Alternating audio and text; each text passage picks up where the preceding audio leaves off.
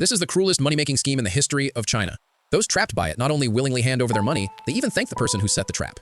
To this day, no one has found a way to break it.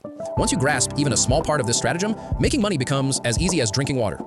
In the capital, there lived a wealthy merchant who owned an entire street in Chang'an and inspired everyone's admiration. One day, his son rushed into the study, pale and shaking. "Father, I've brought disaster upon myself."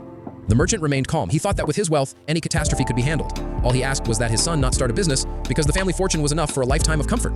But the next words froze him. "I bet my life and lost." The merchant was stunned. He had never imagined his son would gamble so wildly as to stake his very life. Desperate, the father took money to the gambling house to ransom his son's life.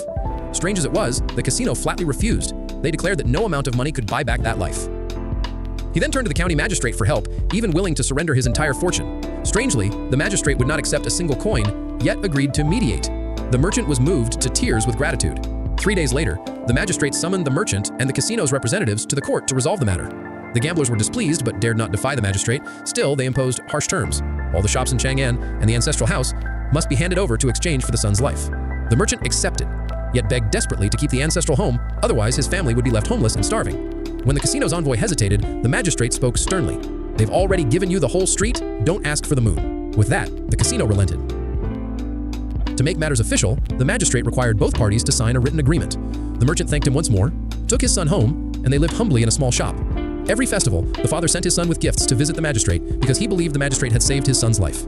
3 years passed. One day the merchant happened to pass the gambling house and saw the magistrate slip inside.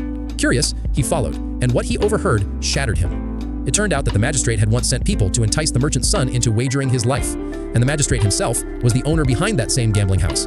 They were plotting to ensnare another famed merchant next. The merchant returned and stood silently before his ancestral house. He had thought of suing for justice, but when he remembered the signed agreement, he felt powerless. Only then did he realize he had been a pawn on someone else's chessboard. This story is recorded in the ancient text Gushui Qi Shu. And the question is there a way to break this ploy? The answer is yes. Yeah.